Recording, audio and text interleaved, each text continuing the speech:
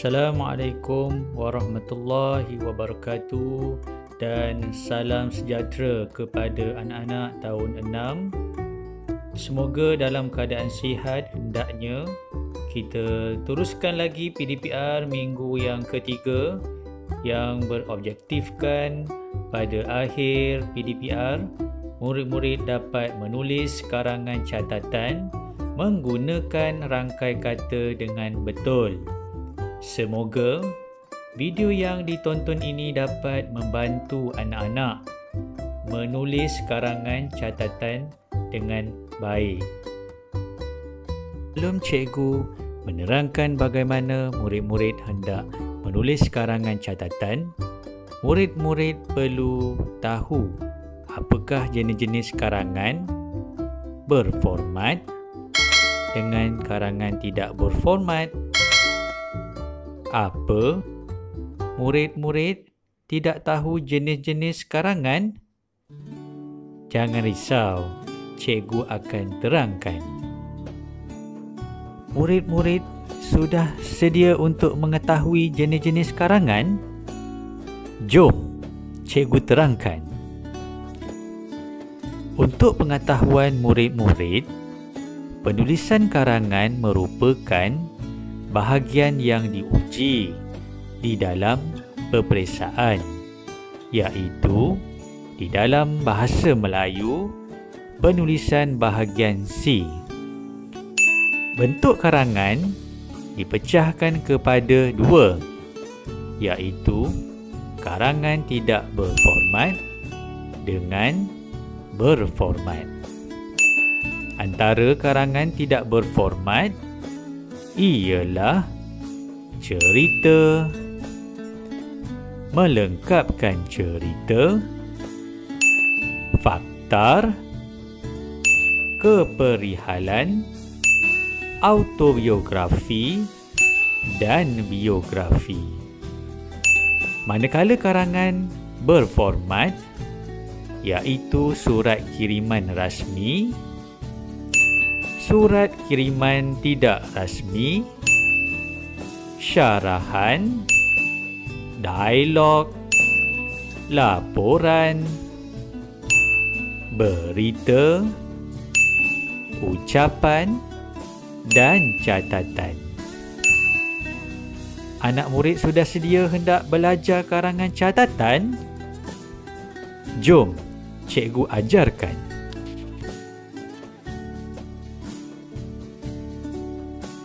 Murid-murid sudah sedia untuk belajar menulis karangan catatan? Baiklah, cikgu akan mulakan.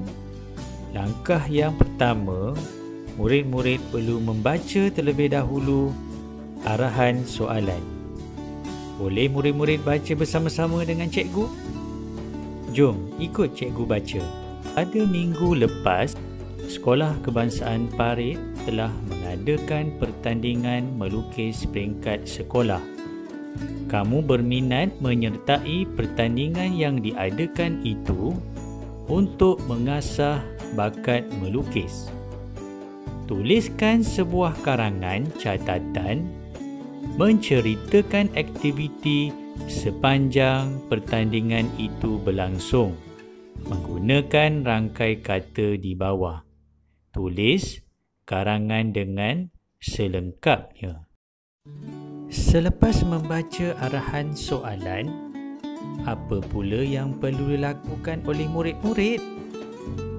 Murid-murid perlu menggariskan kata kunci soalan terlebih dahulu. Selepas murid menggariskan kata kunci soalan, murid perlu mengetahui bentuk format menulis karangan catatan terlebih dahulu. Antara format menulis karangan catatan ialah murid-murid perlu menulis hari, bulan dan tahun terlebih dahulu. Selepas itu, diikuti dengan masa bergantung kepada aktiviti yang dijalankan mengikut kehendak soalan yang diberikan. Kemudian, barulah murid-murid mula menulis karangan catatan berdasarkan rangkai kata yang diberikan oleh guru. Antara rangkai kata yang diberikan ialah peserta pertandingan, daftar di kaunter pendaftaran, perlu beratur dan mengisi borang pertandingan, berkumpul di Dewan Champion SK Parit dan mendengar taklimat guru bertugas. Semua rangkai kata yang diberikan tidak lengkap. Jadi, tugas murid-murid perlu melengkapkan rangkai kata dengan ayat yang sesuai.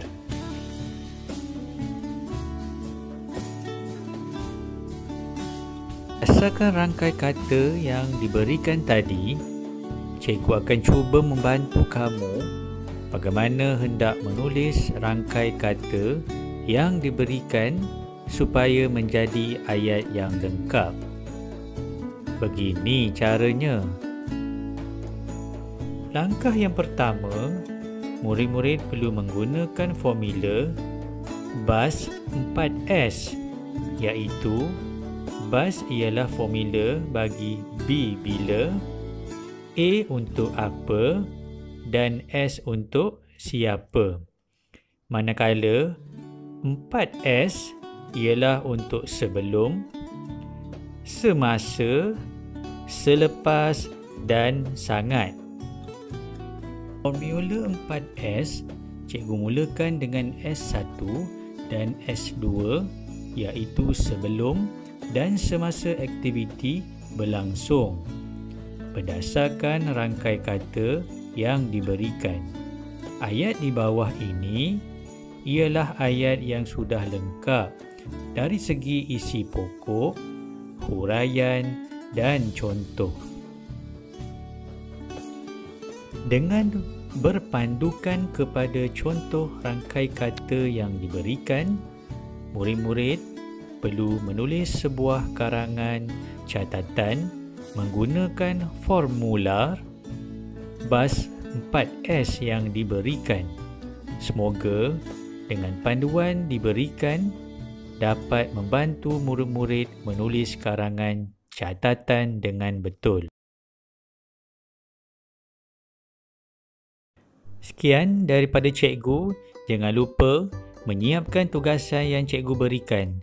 Jangan lupa buat ya. Selamat menjawab. Bye-bye.